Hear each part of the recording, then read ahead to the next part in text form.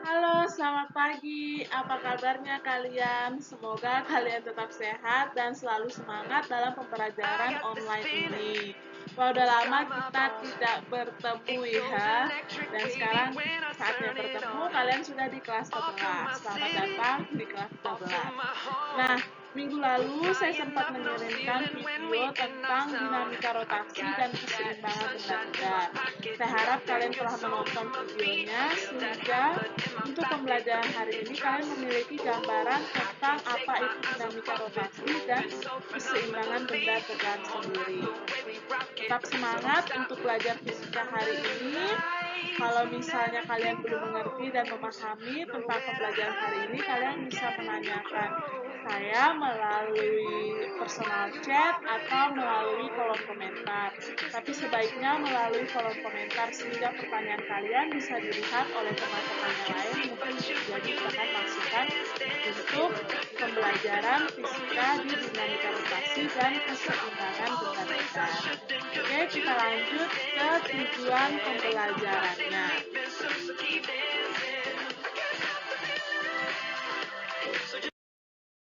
Ya, kemudian adapun tujuan pembelajaran kita untuk bab ini yang pertama, kalian dapat memahami dan menjelaskan konsep momen gaya atau torsi. Yang kedua, kalian dapat memahami dan menjelaskan konsep momen inersia, momentum sudut, energi pada gerak translasi, dan aplikasi hukum Newton 2 pada gerak rotasi. Nah, selanjutnya mengaplikasikan keseimbangan benda tegar, peran momen gaya dalam mempengaruhi keseimbangan benda, dan yang terakhir, kalian dapat merumuskan secara matematis titik berat pada suatu benda. Nah, untuk hari ini kita akan sama-sama belajar untuk tujuan pembelajaran yang pertama, yaitu memahami dan menjelaskan konsep momen gaya atau torsi. Nah, sekarang momen gaya. Coba kalian perhatikan gambar yang ada di layar kalian. Nah, yang kita bahas sekarang bukan masalah orang yang keluar dari pintunya, tapi masalah pintunya. Nah, sekarang di pintu itu ada namanya engsel pintu dan ada yang namanya gagang pintu. Yang saya tanyakan ke kalian, pernah nggak kalian berpikir kenapa antara engsel dan gagang itu letaknya berjauhan? Kenapa tidak di tengah-tengah atau bahkan tidak dekat dengan engselnya? Ada yang tahu jawabannya? Atau mungkin kalian bisa bangun dari rebahan kalian atau bangun dari kursi kalian. Coba kalian mendorong atau menarik pintu kamar kalian. Nah, coba kalian tarik ketika gagang pintunya berada di jauh antara engsel dan ketika gagang pintunya berada di tengah. Bagaimana? Apa yang terjadi? Iya, benar banget. Ketika gagang pintunya terletak jauh dari engselnya, maka gaya yang kita butuhkan untuk mendorong atau menarik pintu tersebut lebih mudah dibandingkan ketika gagang pintunya terletak di dekat engsel. Sehingga kita membutuhkan gaya yang lebih besar untuk mendorong atau menariknya. Sehingga dapat dikatakan momen gaya adalah ukuran keefektifan gaya yang diberikan atau yang bekerja pada suatu benda untuk memutar benda tersebut terhadap suatu poros. Jadi porosnya pada kasus tersebut ialah engsel dan benda atau keefektifan gaya itu ialah terletak pada gagang pintu. Sehingga tadi dibilang keefektifkan, maksudnya kemudahan, lebih tepatnya gitu, kemudahan gaya atau eh, sedikit gaya yang dibutuhkan. Nah, itulah yang dinamakan dengan momen gaya. Nah, untuk momen gaya sendiri, lambangnya ialah yang ini nih. Yang ini. Nah, ini kalian sebut tau. Oke? Nah, momen gaya adalah ukuran seberapa besar gaya yang dibutuhkan untuk memutar suatu benda terhadap suatu poros tertentu. Jadi, momen gaya adalah ukuran seberapa besar gaya yang dibutuhkan untuk memutar suatu benda terhadap poros tertentu. Oke, sampai sini paham ya tentang momen gaya itu sendiri. Sehingga dapat dikatakan bahwa semakin besar nilai momen gaya, semakin efektif gaya untuk memutar benda pada poros tertentu. Jadi ketika tadi porosnya engsel dan gaya yang diberikan pada gagang pintu, semakin engsel dan gagang pintunya berjauhan, maka semakin besar nilai momen gayanya dan semakin mudah untuk mendorong atau menarik pintu. Tetapi kalau misalnya engsel dan gagangnya itu terletak berdekatan, maka agak susah untuk membuka pintunya dan membutuhkan gaya yang lebih besar. Sehingga dapat dikatakan semakin kecil momen gaya, semakin tidak efektif gaya untuk memutar benda pada poros tertentu. Nah, diingat-ingat nih, jadi momen gaya ketika dia mudah untuk ditarik atau didorong pada poros tertentu, maka momen gayanya besar. Tapi ketika dia sulit untuk menarik atau mendorong atau berputar pada poros tertentu, maka momen gayanya kecil nilainya. Itu untuk momen gaya. Semoga kalian sudah dapat memahami ya gambaran tentang momen gaya tersebut.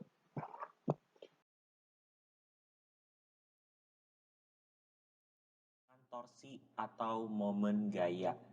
Nah, jadi kita lihat dulu di dalam fisika itu ada dua jenis gerak secara umum.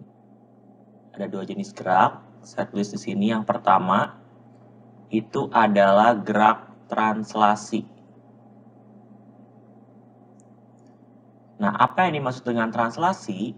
Translasi ini artinya bendanya berpindah tempat atau perubahan posisi. Ada perubahan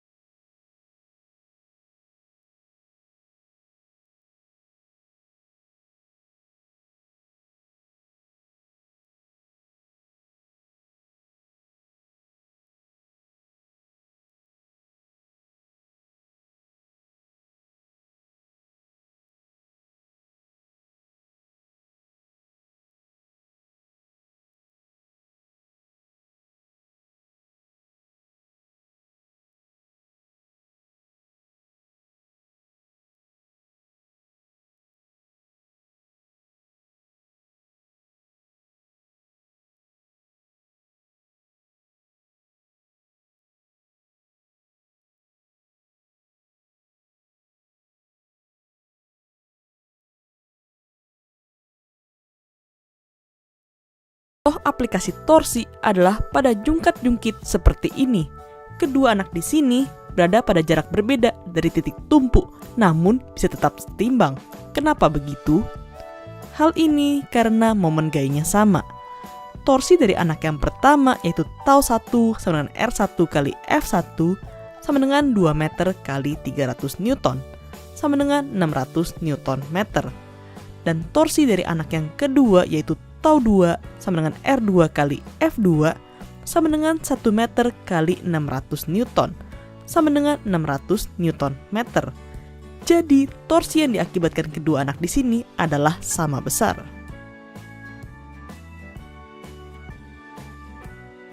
Untuk torsi pada gaya yang membentuk sudut tertentu, nilainya adalah tau sama dengan R kali F sin theta.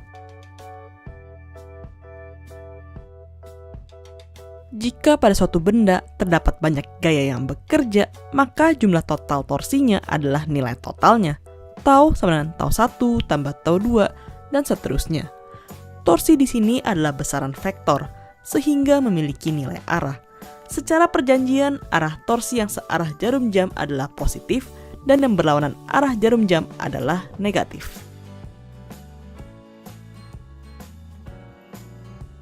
Contoh soalnya, yang pertama, pada sebuah benda A di sini, gaya bekerja dengan jarak 30 cm dari titik tumpuan dengan besar 25 Newton dan membentuk sudut 120 derajat. Berapakah torsi pada titik A ini? Diketahui F sama dengan 25 Newton, R 30 cm sama dengan 0,3 meter, dan theta 120 derajat. Jadi nilai torsinya adalah tau sama dengan R kali F kali sin theta. Jadi 0,3 meter kali 25 Newton kali sin 120 derajat. Sama dengan 0,3 meter kali 25 Newton kali setengah akar 3. Jadinya sama dengan 3,75 akar 3 Newton meter.